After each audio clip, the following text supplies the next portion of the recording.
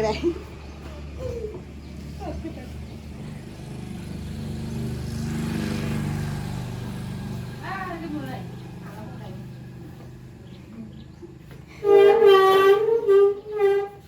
Assalamualaikum warahmatullahi wabarakatuh.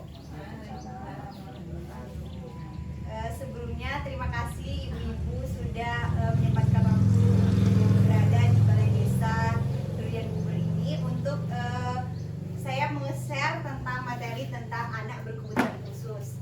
Nah, sebelumnya alangkah baiknya jika kita berkenalan terlebih dahulu. Perkenalkan, nama saya Cindy Suganda. Saya dari Prodi Pendidikan Guru Madrasah Ibtidaiyah Unpas Bengkulu. Saat ini saya menginjak semester 6. Nah, di sini saya ingin membuat video tentang materi anak kebutuhan khusus untuk memenuhi tugas mata kuliah anak berkebutuhan khusus dibimbing oleh Ibu Nova Asfio MPD. Nah, ada yang tahu anak berkebutuhan khusus itu?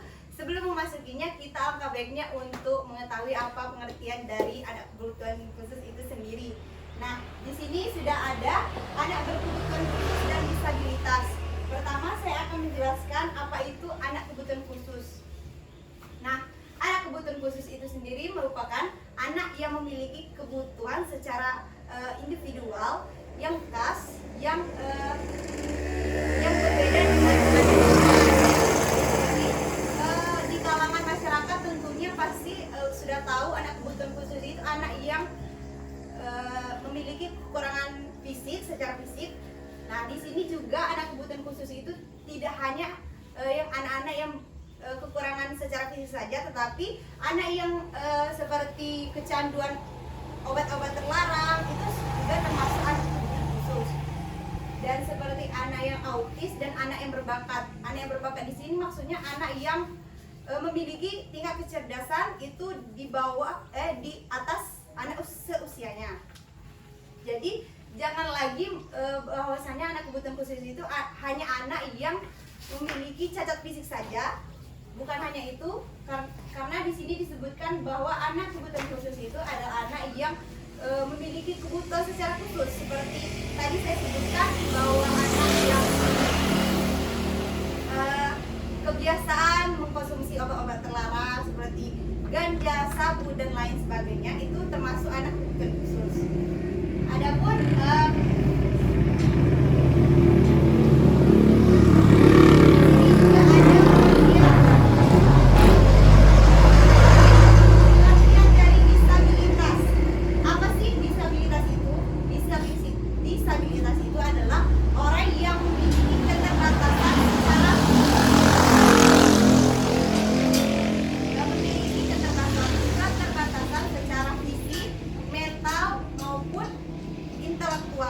ataupun sensorik dalam jangka waktu lama, dan pada saat ia berinteraksi dengan lingkungannya itu akan mendapatkan hambatan sehingga dapat menyulitkan orang tersebut. Nah, disabilitas ini sendiri merupakan berasal dari kata bahasa Inggris ibu-ibu yang itu difference ability, yang mana artinya itu manusia memiliki kemampuan yang berbeda-beda.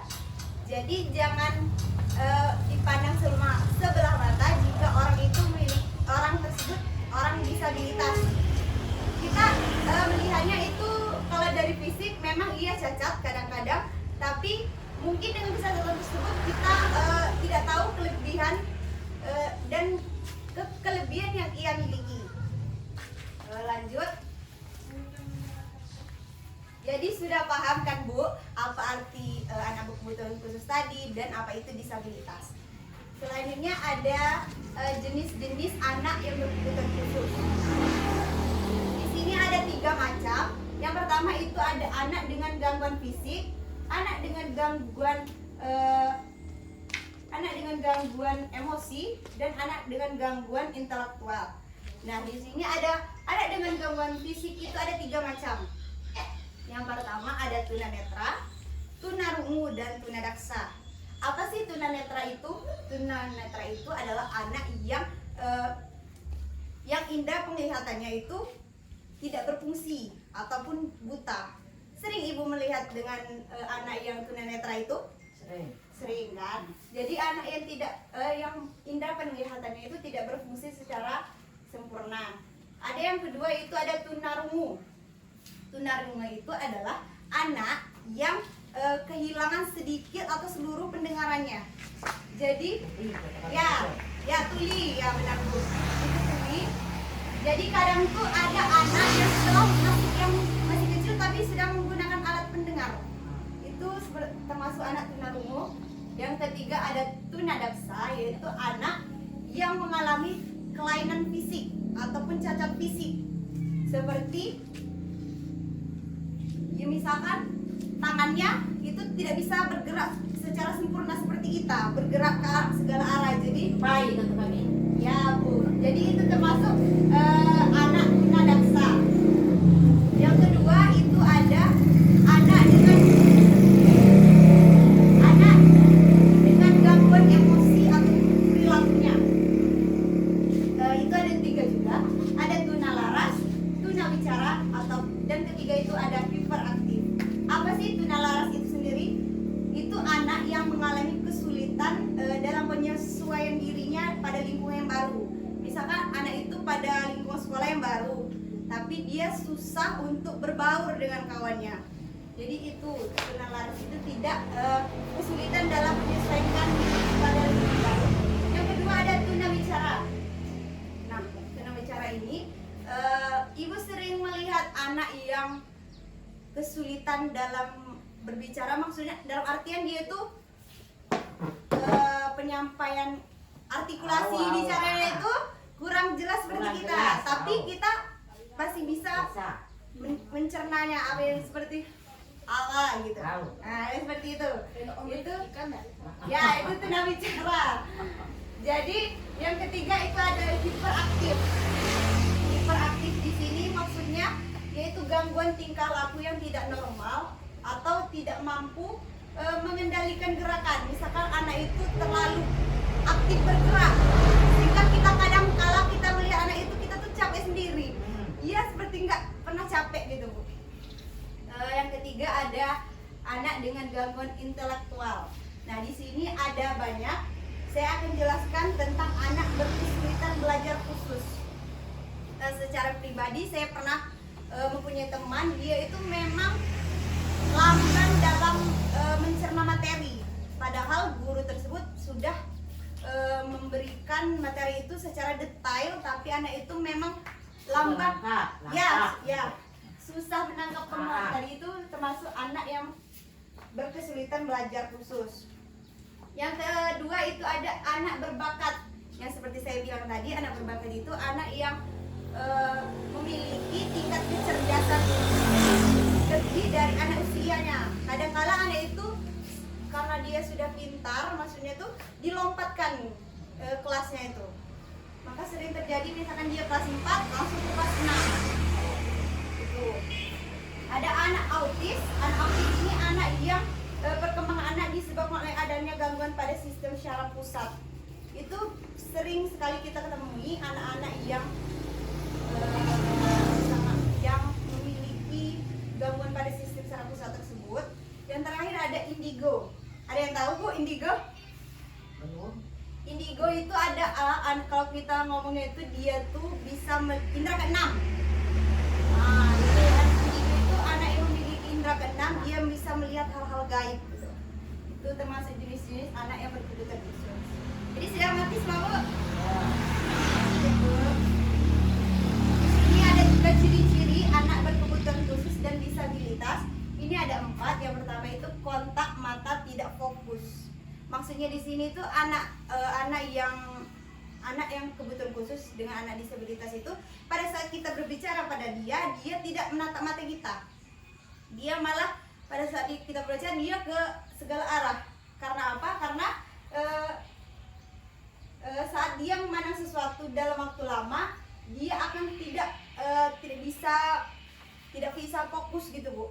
Sedang kita kalau berbicara kepada orang tetap matanya gitu ya Bu. Kalau anak yang kebutuhan khusus itu malah sebaliknya, dia tidak menatap lawan bicaranya. Yang kedua ada lebih suka menyendiri. Anak-anak ibu lebih suka menyendiri nggak di rumah tuh? Itu jadi anak yang berkebutuhan khusus tidak suka bersosialisasi dengan lingkungan di luar, dengan orang sekitar, bahkan dengan orang tuanya sendiri. Kadang ia lebih cenderung berkurung di dalam kamar tanpa ada orang satupun. Yang kedua ada emosional. Nah, maksudnya emosional di sini bukan hanya marah, Bu. Emosi itu bukan hanya marah, melainkan pada saat anak itu selalu merasa kesepian, selalu merasa berbeda dengan kawan-kawannya, dan juga masih banyak lagi, Bu. Yang keempat ada kesulitan berkomunikasi. Nah, faktor kesulitan berkomunikasi itu ada beberapa. Yang pertama itu tumbuh kembangnya itu lamban tadi. Jadi dengan adanya dia kurang pengetahuan akibat dia lamban tadi, jadi dia susah untuk berkomunikasi, kurang nyambung.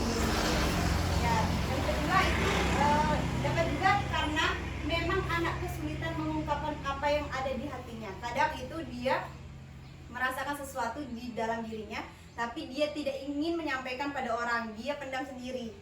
Begitu, Bu. Jadi yang terakhir itu ada dia kesulitan berkomunikasi itu karena terjadi kelainan fisik. Mungkin dia bisu, jadi kan susah untuk berkomunikasi dengan orang. Yang selanjutnya ada penyebab dari anak berkebutuhan khusus. Nah, penyebabnya ini ada 3. Ada prenatal. Prenatal ini maksudnya sebelum kelahiran.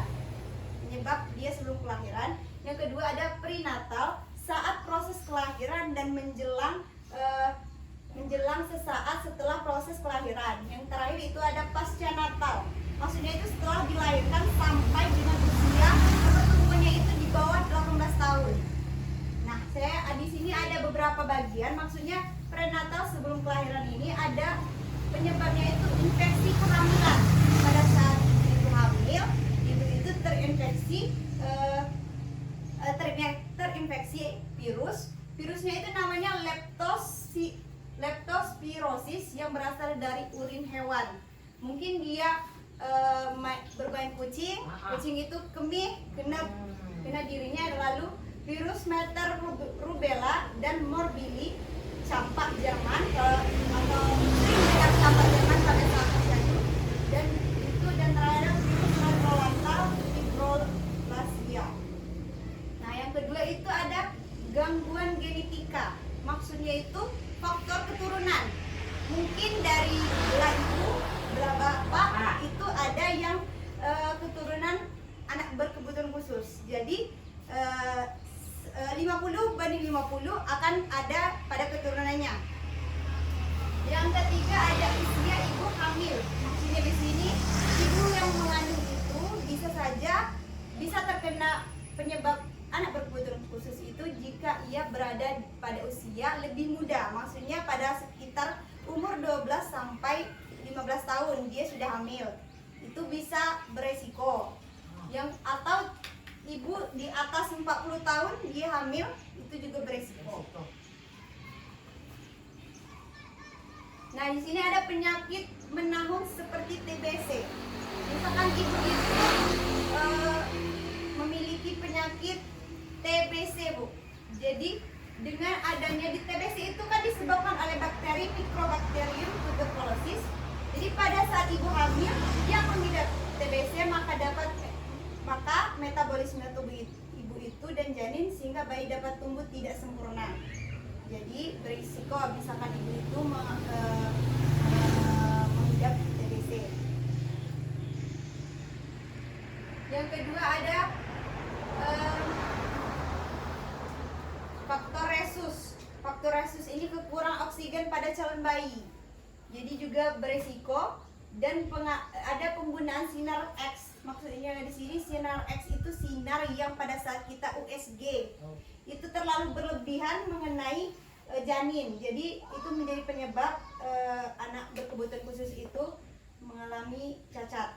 Yang kedua ada perinatal atau saat proses kelahiran.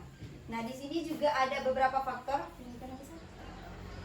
Yang pertama ada proses kelahiran lama atau prematur. Prematur kurang bulan, Bu. Dan kekurangan oksigen yang tadi. Yang kedua ada kelahiran dengan alat bantu. Yang ketiga ada pendarahan yang hebat. Dan keempat ada kelahiran sungsang. Kaki dahulu. Yang terakhir itu tulang ibu yang tidak profesional atau disproposal. Yang terakhir itu ada pasca natal atau setelah dilahirkan. Maksudnya pada saat dia tumbuh di bawah 18 tahun itu ada kemungkinan dia terkena anak kebutuhan khusus walaupun dia dari awal lahir tidak ada gejalanya. Itu penyebabnya itu penyakit infeksi bakteri yaitu tadi TBC, virus seperti meningitis, encephalitis dan diabetes mellitus, penyakit panas tinggi dan kejang. Terlalu panas. Yang kedua ada kekurangan makanan atau kurang gizi anak tersebut juga bisa mengakibatkan anak itu cacat. Yang ketiga ada kecelakaan dan terakhir itu ada keracunan. Jadi itu Bu penyebab-penyebabnya. Jadi misalkan ada hal-hal misalkan main-main seperti main ke kucing, hindari terkena virusnya. Nah, bagaimana caranya untuk mendeteksi dininya?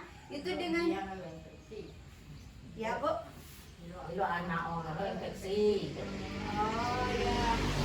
Nah, caranya mendeteksi dini agar pertumbuhan anak itu dapat berkembang dengan baik itu dengan cara pertama deteksi dini penyimpanan pertumbuhan. Maksudnya di sini untuk mengetahui dan menemukan status gizi anak kurang atau gizi buruk pada anak. Jadi mendeteksinya itu mendeteksi dini penyimpanan pertumbuhan.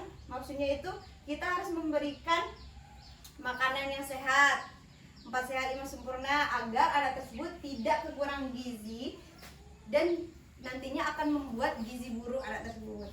Yang kedua ada deteksi dini penyimpanan perkembangan, yaitu untuk mengetahui gangguan perkembangan anak, keterlambatan bicara dan berjalan, gangguan daya lihat dan gangguan daya dengar. Maksudnya deteksinya itu dengan cara misalkan anak seusianya sudah berjalan atau merangkak sedangkan anak kita belum. Jadi kita harus mendeteksi itu dengan cara berarti dia harus diobati dong Bu pastinya kalau misalkan dia tidak sesuai dengan anak seusianya. Yang ketiga itu deteksi dini penyimpanan mental emosional. Maksudnya mengetahui adanya masalah mental emosional anak tersebut, autisme dan gangguan pemusatan perhatian serta hiperaktifnya tadi. Nah, misalkan anak tersebut sudah memiliki ciri-ciri bahwa dia memiliki masalah mental ataupun terlalu aktif tadi, kita bisa mendeteksinya dengan tingkah lakunya yang terlalu bergerak terlalu aktif tadi, Bu. Nah, bagaimana cara penanganannya? Nah, penanganan ini ada 3. Penanganan untuk anak slow learner atau dengan IQ di bawah atau rendah, Bu. IQ-nya tidak mencapai itu ada concrete interaction, maksudnya itu belajar dengan instruksi pendekatan. Pendekatannya itu lihat, rasakan, sentuh dan lakukan. Kadang kita belajar itu tidak menyentuh anak, sedangkan anak itu termasuk anak-anak yang berkebutuhan khusus. Jadi tidak akan nyampe materi itu jika tidak dengan melakukan pendekatan ini tadi. Lihat dulu, rasakan apa yang dirasakannya, sentuh dia dan lakukan. Baru kita beraction kepada anak tersebut. Yang kedua ada penanganan untuk anak autisme IQ di bawah 70. Ini tadi anak slow learner ini IQ-nya di bawah 69 sampai 89. Nah, caranya ini dengan terapi wicara. Anak autis itu kan dia cuman ngangguk gitu kan, enggak gitu kan. Jadi saat kita berkomunikasi dengan dia, kita harus lihat dia, terus kita ngomongnya tuh harus jelas artikulasi kita, jangan gitu kan Bu, jangan dia tidak melihat raut bibir kita. Kalau misalnya jangan, jadi kan dia paham.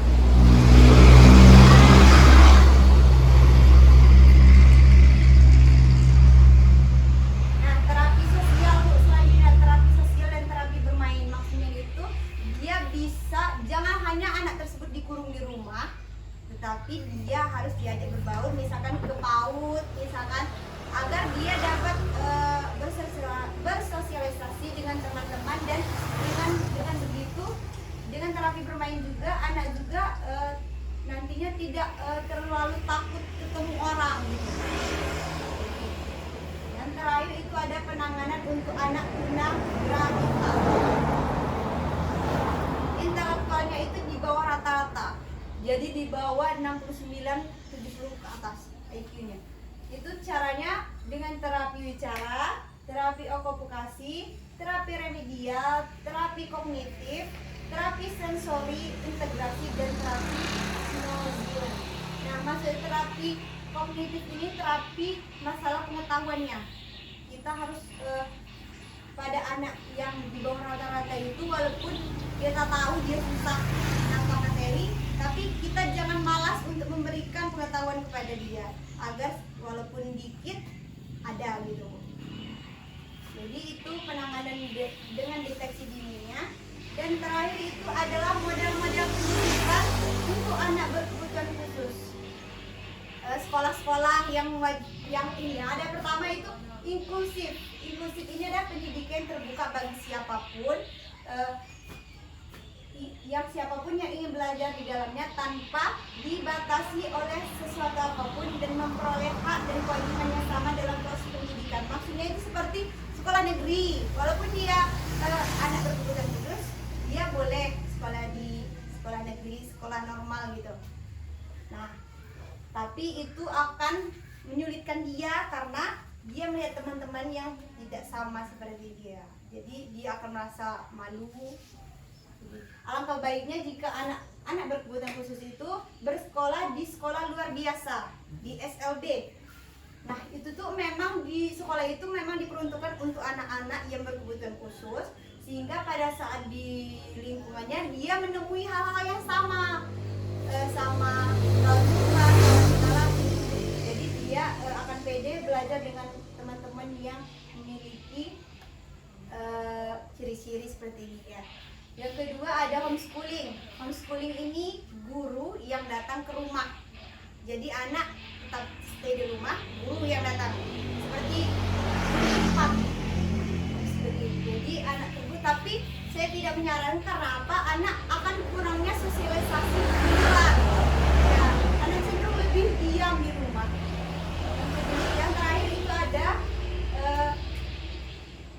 akselerasi atau percepatan.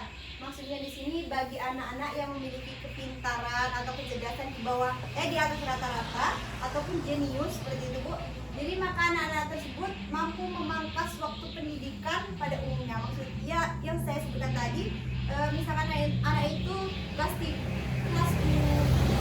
SMP, karena gara-gara dia jenius, dia langsung dinaikkan ke kelas 3 SMP. Jadi dia melewati masa-masa masuk ke SMP tadi. Bagaimana Ibu-ibu? Materi yang saya berikan sudah paham mengenai apa itu anak berkebutuhan khusus, apa itu anak disabilitas. Jadi untuk misalkan ini materi ini semoga bermanfaat bagi Ibu dan bagi saya sendiri juga. Misalkan nanti ada saudara anak, jadi bagaimana cara agar tidak terkena, anaknya tidak, bagaimana cara mengatasi atau mendeteksinya, itu tadi sudah saya jelaskan. Jadi misalkan nanti ada anak cucu yang hamil, jangan sampai dia terkena virus dari kucing, virus dari hewan-hewan lain, dan juga jangan sampai dia mengkonsumsi obat-obatan terlalu berlebihan. Nah, seperti itu Bu. Semoga materi yang saya berikan dapat bermanfaat bagi kita semua. Saya sangat-sangat berterima kasih kepada Ibu sudah menyempatkan Balai Desa Durian Bubur ini. Mungkin itu saja materi yang dapat saya sampaikan. Saya ucapkan terima kasih. Wassalamualaikum warahmatullahi wabarakatuh. Waalaikumsalam.